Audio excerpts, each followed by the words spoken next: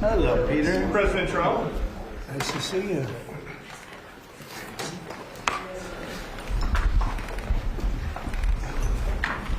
Well, thank you very much. This is going to be very interesting because we're going to be talking about nuclear.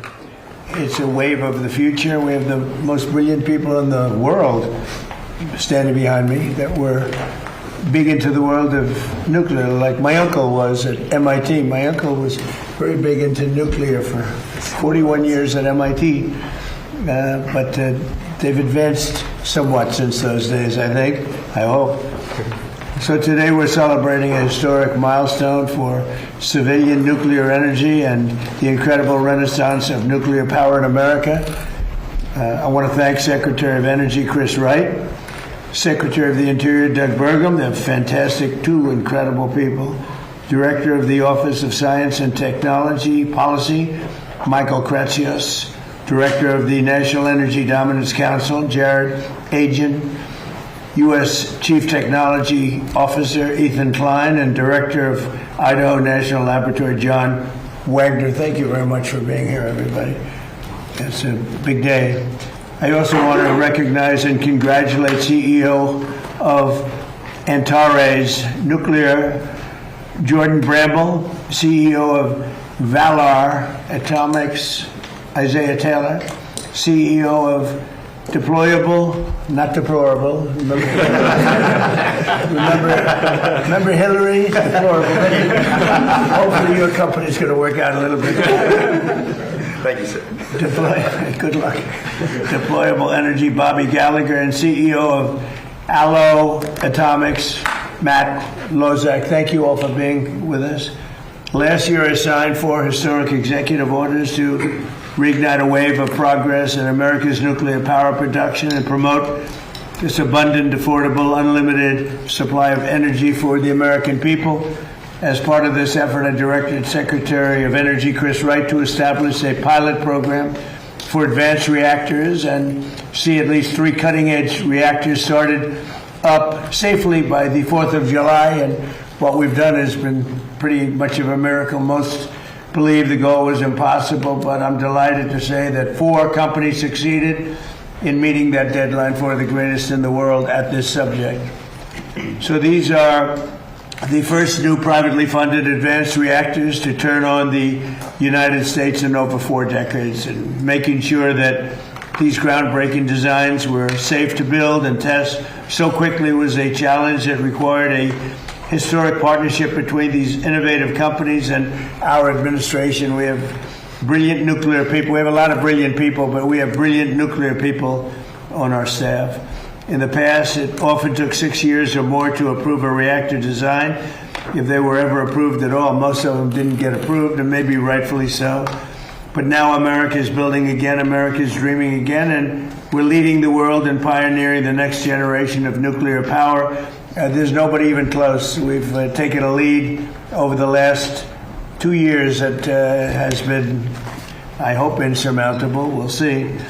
But let me ask Director of the Office of Science and Technology Policy, Michael Kratsios, who's been absolutely fantastic in the administration, to say a few words, followed by a few of the people. Let's see, Chris Wright will go, and Jordan Bramble, and Isaiah Taylor, then Bobby Gallagher and Matt Lozak. And if you could, don't spend too much time. That's a lot of people. But go ahead, and do you want to start it off, Chris, please? Wait, we have Michael Kratsios first. Sure, go ahead, Michael. Mr. President, you signed 4 executive orders last year, and you set one of the most ambitious goals in civil nuclear history to essentially have 3 reactors go critical by the 4th of July.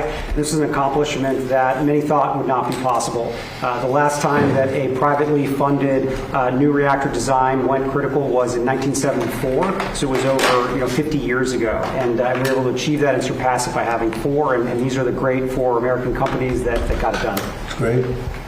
Go ahead, please. In the last 30 or 40 years, the American nuclear industry has been quiescent. Most of the reactors built around the world have been built by Russia and China, both in their countries and abroad.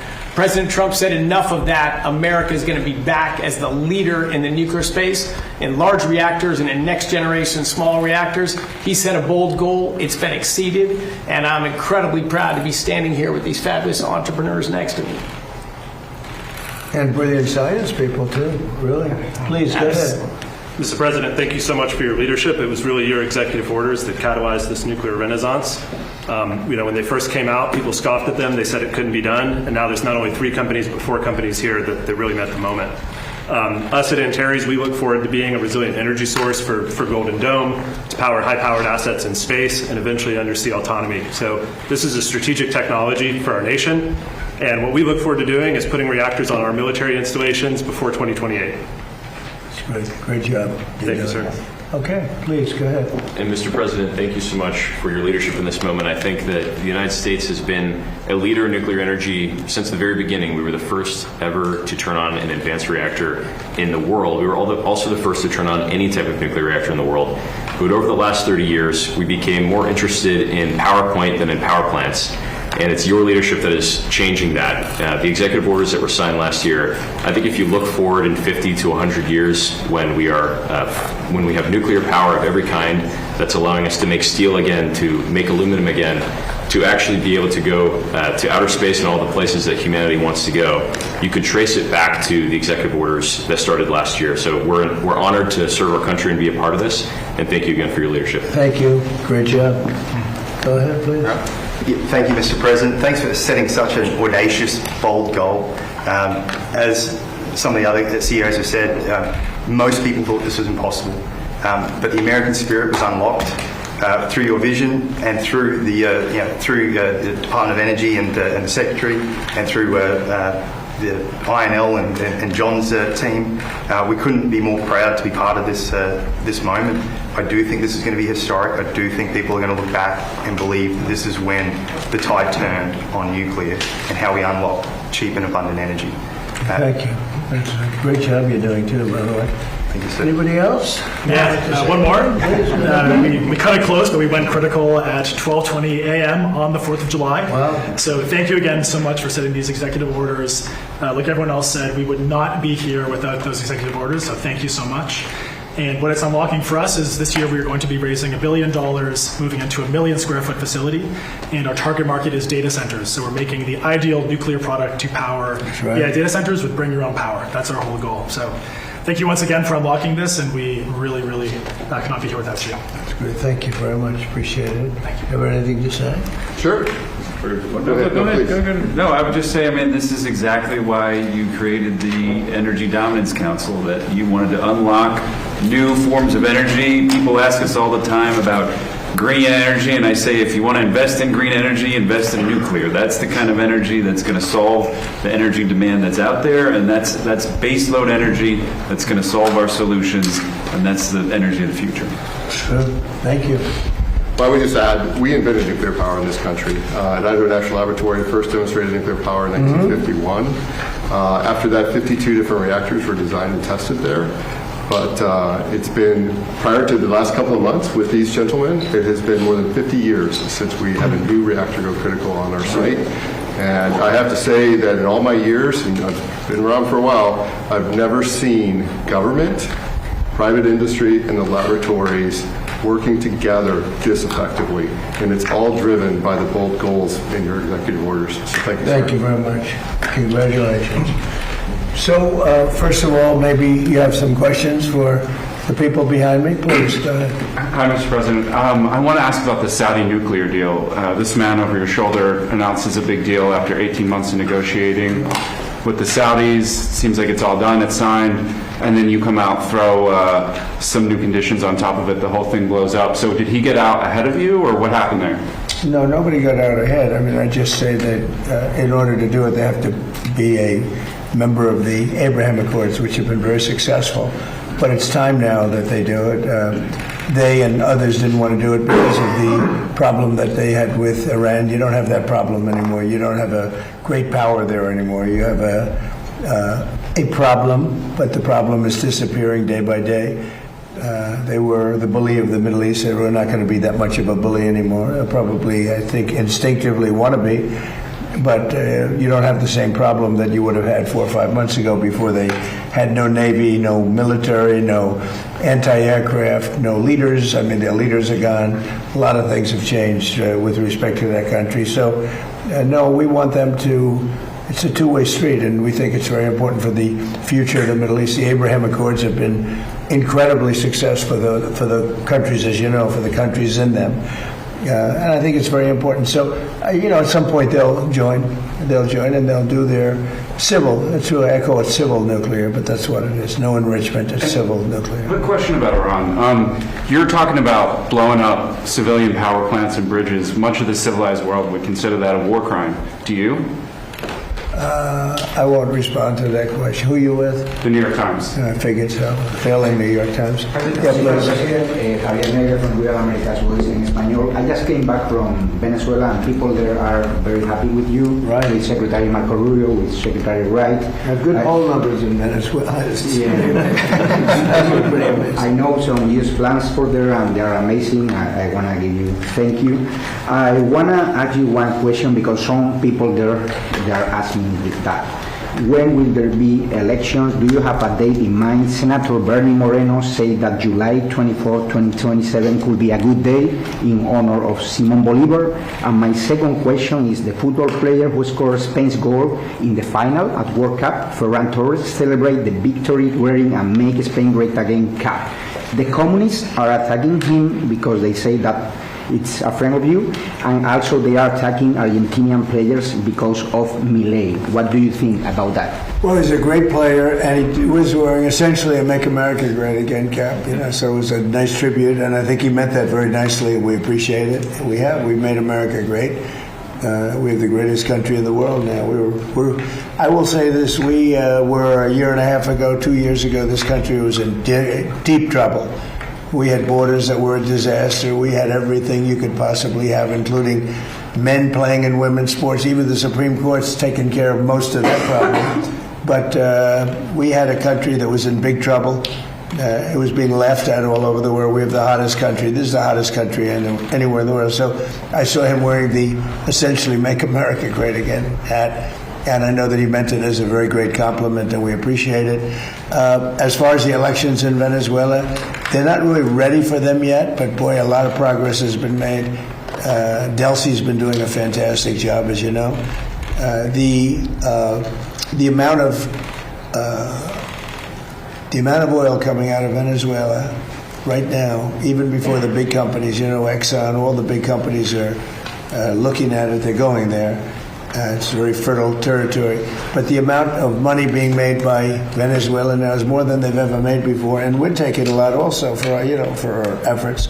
And the money is being sent, and the oil is being sent to Houston and Louisiana to be refined, and we paid for the war many times over.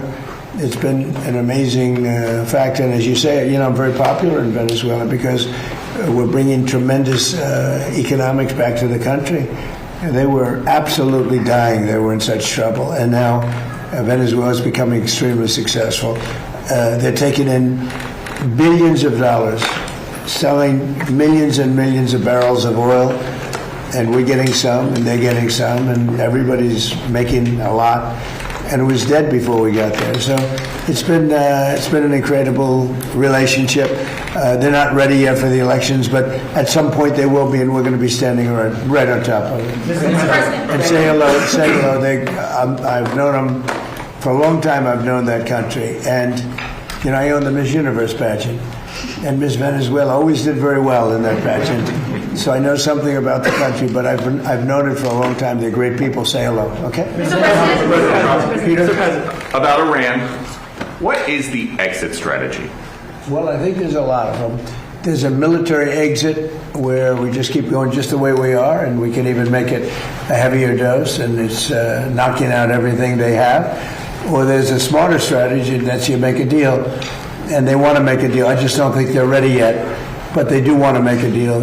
Sometimes they don't want to say they want to make a deal. They want to be the tough guys. But they do want to make a deal. There's two ways. I mean, it's you can just keep doing exactly what we're doing and take them apart piece by piece. We could do it in a more rapid fashion, which we might do. Or we can negotiate with them, which we're also doing right now. I mean, as we speak, we're talking to them. And you said today that Russia and China are not helping. Earlier this week, the War Secretary Hegseth said that they are enabling. So what is the difference? Well, I don't know that they're enabling. I mean, I will tell you that President Xi said he will not partake, and President Putin said the same thing. I think, I trust them. They've had a long-term relationship. There could be some things they do, but thus far, at least, it has not been major. I don't think they'd want to have me disappointed. And just a different story, not Iran. There's this nasty parasite that is giving people in 9 states explosive diarrhea. When is it going to be safe to eat lettuce again? I don't know. I haven't thought about it. It's the first time I've been asked that question. Are you eating lettuce recently? I should always have more lettuce. You want to get the hell out of here, Peter. No, it's a very interesting question from you. I didn't think you'd ask that kind of a question. Nobody wants to ask that question, but it's exciting. There's this food coming in, I guess, from Mexico. It's tainted. It's making a lot of people sick. That is the CDC's terminology. I think what we're going to do is we're going to put a major tariff on Mexico because of the lettuce, and we're going to put a big tariff on Canada because of the smoke. All right? We'll get a comment. Which would you have, the lettuce or the smoke? I think I'll take the smoke. The smoke wrecked my daughter's swim meet. Well, it's closed up a lot of countries. I've told Canada they have to do something about it. We've never had this problem. All of a sudden, we have this problem with Canada. So we'll have to talk to them about that. Follow up on Iran. Thank you, sir. Follow up on Iran. Have you made a decision about the major strikes that you were referring to? Okay. Should we expect to see major strikes? Look, we're talking to them right now. I think they're getting more and more serious as the days go by, for maybe the obvious reason. But we are talking to them right now. Look, there are 2 ways. I consider that the smarter way, but the other is probably the easier way, doing what we're doing. And we can take that to a much higher level if we want to. We're prepared to do that, as you know. We're locked and loaded. We're locked and loaded and ready to go, but we're talking to them. So I think while we're talking, we'll see what comes of it. And we can say, just I believe, Jeff, they're very serious. Okay. They should be. And when you say that you're talking, is it Mr. Kushner or Mr. Witkoff, or who's involved in those talks? Sort of everybody. JD and Marco and a lot of people are talking to, a lot of people to talk to. It's a big deal. But really, when you get right down to it, it's not very complex. They cannot have a nuclear weapon.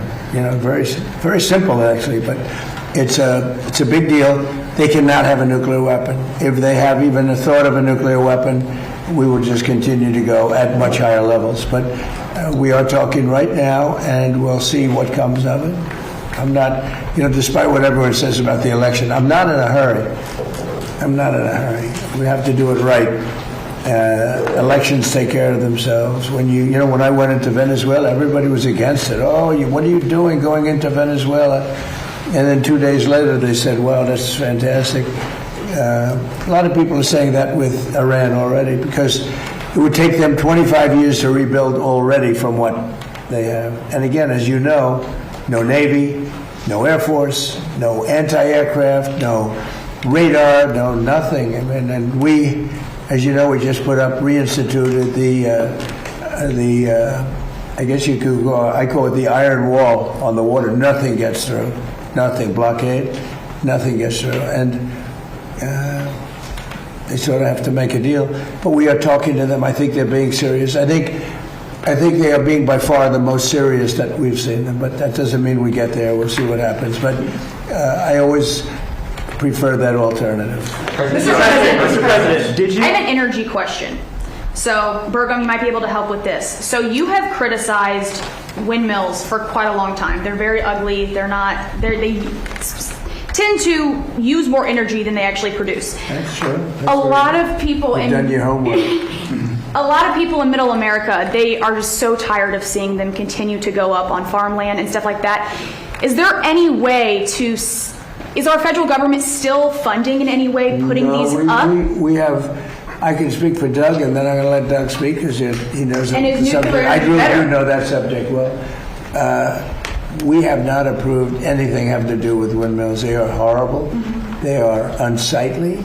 They ruin housing values of people. If you're looking at a windmill or hearing a windmill because they're noisy, they kill all the birds. They kill all the eagles. You shoot an eagle, you go to jail for 2 years. If you kill an eagle with a windmill, you don't go to jail. And they have hundreds of them laying on the ground. It's terrible. And they're very expensive energy. And they're all made in China, but China has very few windmills. They're made in China, but China doesn't use them for the most part. China actually uses coal, oil and gas. They use nuclear, by the way. They're getting very big in nuclear, I want to tell you, this little group. But they don't use wind. Wind is inconsistent, it's unattractive, it's very expensive. It's probably the most expensive form of energy, so I've been talking about it. We essentially, unless there's a trick reason, we will have hopefully no wind farms approved. We're doing more than anybody ever in history having to do with energy, but I've restricted wind farms, windmills. Take a look at Palm Springs, California, where they have a wind farm. As you enter beautiful Palm Springs, California, it looks like a junkyard. You have old ones, rotted ones, they're falling down all over the place. They don't want to bury it because they say the fiber that the blades are made out of should not go in the ground because it's going to poison the ground. Now, I don't know if that's true or not, but if it's not going to go in the ground, what do you do with it? Put it up in the air? Yeah. So, good. I see you're not a fan of windmills. No, I'm not a fan of windmills, Then Mr. you happen to President. be I'm very very smart. passionate about this. Doug, do you want to speak about that for a No, second? but I would say, yes, President Trump has wisely understood that wind was unreliable, intermittent, dependent on the weather, only existed particularly offshore because of massive subsidies. So not only was it expensive to generate electricity on the grid, it was also expensive for taxpayers because of the subsidies. And so again, President Trump shifting the policy towards energy dominance, which is reliable, affordable, 7x24 energy that's not dependent on the weather. And that includes nuclear, includes hydro, includes geothermal, includes oil and gas, includes beautiful coal. And again, China, 60% of their electricity is coming from coal. Coal was the #1 electric producer in the world 125 years ago, and it was for the last 125 years in a row, and it will be again this year. 126, quite a streak if you're an athletic team that they've won 126 years in a row. But President we Trump, were restricted from using it. Yep. Every coal mine was going to be closed down within the next year if we didn't win the election. And it's, I call it clean, beautiful coal, because it is. What they do today with coal is amazing.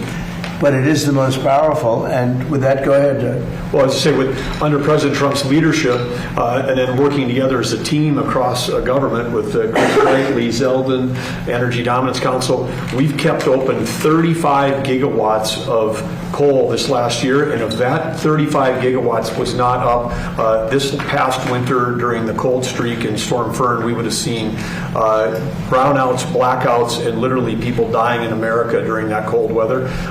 So again, President Trump's, the elections matter. When he came in, he turned the direction back towards reliable, affordable energy. Nuclear is a key part of that with these amazing entrepreneurs. And I just would add to this up here. People need to understand, the four guys that are standing up here did not get a government grant. This is private sector. President Trump unleashed capital going back in, billions of dollars of capital going back into the nuclear industry. President Trump understands innovation is the source of American greatness. You get rid of the regulation, you support entrepreneurs, the capital flows, America wins. Mr. Secretary, the starting for this nuclear, dominance, what does that look like for the American people out there? Like, what are those first steps that we can see in these coming months and years? Well, I was to say, I'll go on. You can see it right now because when you take a look across the whole world, President Trump's policies, whether it's Venezuela, whether it's Alaska, whether it's reinstating export for 18 months ago, we had a ban on LNG exports from our country. Now we're the world's largest exporter of LNG. President Trump's policy was let's sell energy to our friends and allies, keep it affordable at home, so our friends and allies can stop buying from our adversaries. Russia was selling virtually all of the natural gas into Western Europe. 2/3 of that gas has been displaced by America. America has turned those into our customers, supporting our allies. And with Venezuela, as President Trump said, that flowing to our refineries on the South Coast, that's lowering gas prices for America, unleashing Alaska, which the previous administration sanctioned more than Iran. That's going to again help provide low-cost energy for Americans. So today we have the lowest priced, most secure energy of any country in the world. That's going to change the course of this country for decades to come. Mr. President, what? The Justice Department last night withdrew those subpoenas to the New York Times journalists who reported on Air Force One. Do you support these type of subpoenas to journalists, or are you going to encourage the administration? We're not after journalists. We're after leakers. We're after people that are cowards, people that are unpatriotic, people that are treasonous in many cases. And the way you find them is through the journalists, when the journalists probably know they shouldn't write, they shouldn't be giving information out like that particular information or others. We had a lot of, look at the Supreme Court where they leaked the opinion of Roe v. Wade early. That person should be found. And the way you find them is to tell the journalist, if it's something having to do with national security, you tell the journalist, who is it? And we have a long way to go with that case. So you think it's appropriate to subpoena family members of journalists to find out information? What's that again? There were subpoenas to family members of the journalists too. I don't know what's appropriate, what's not. We do it legally.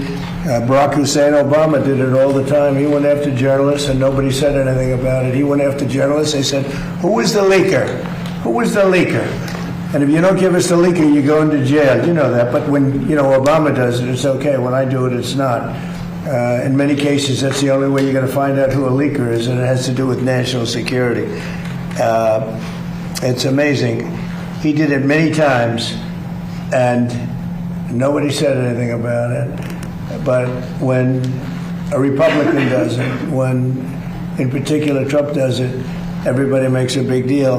Now, the way you find out is you say to the journalist, if it's national security, I would say, I really put it down to national security, not in all cases, but when you have somebody doing a national security leak or a leak of great importance, and you have somebody inside the walls of, let's say, the White House leaking, I think that's a national security concern. I think it's absolutely fine. And again, I'm not knocking Obama for doing it. I'm knocking the press for not even wanting to cover it. But Obama did that often. Other presidents have done it also.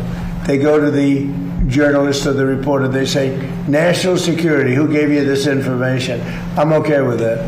Mr. President, did you authorize for Secretary Wright to sign the Saudi nuclear deal? If not, why did he sign it? Well, we didn't talk about it, but it was always understood, and Chris knew, and Saudi Arabia knew, that if they didn't join the Abraham Accords, the deal's not, I'm not going to do the deal.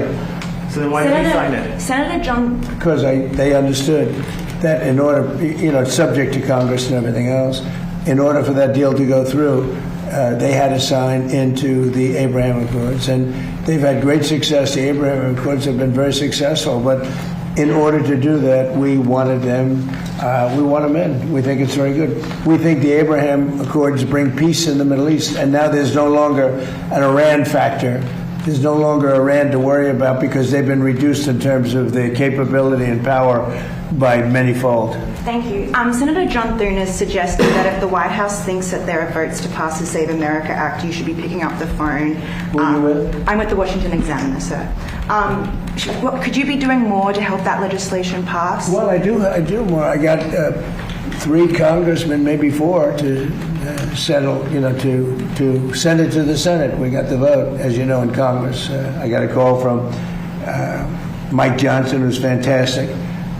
He's a fantastic speaker, one of the best I've ever seen, and I think he's going to go down as one of the best. He called. He said, we have problems with 3 or 4 people. Could you call them? I called them. Every one of them, after I called them, voted, and we got it passed up to the Senate. And I'd certainly be willing. I mean, he's got 4 or 5 people that are very difficult. A couple of them I put out of office, so I understand how it feels. I mean, they're doing the wrong thing. Look, who cannot approve voter ID? Who cannot approve proof of citizenship? Who cannot approve funding military when you're winning a war, and what are you supposed to do? Stop fighting? We're winning a war by a lot. We're talking to them right now. They're willing to do things that they would have never done. Other presidents should have done this a long time ago. They say 47, but now it's actually 50 years. We've been saying 47 for 3 years. So it's 50 years. For 50 years, they should have done it. But who wouldn't approve voter ID? And that's photo ID. Who wouldn't approve proof of citizenship? And the Democrats don't want it because they cheat.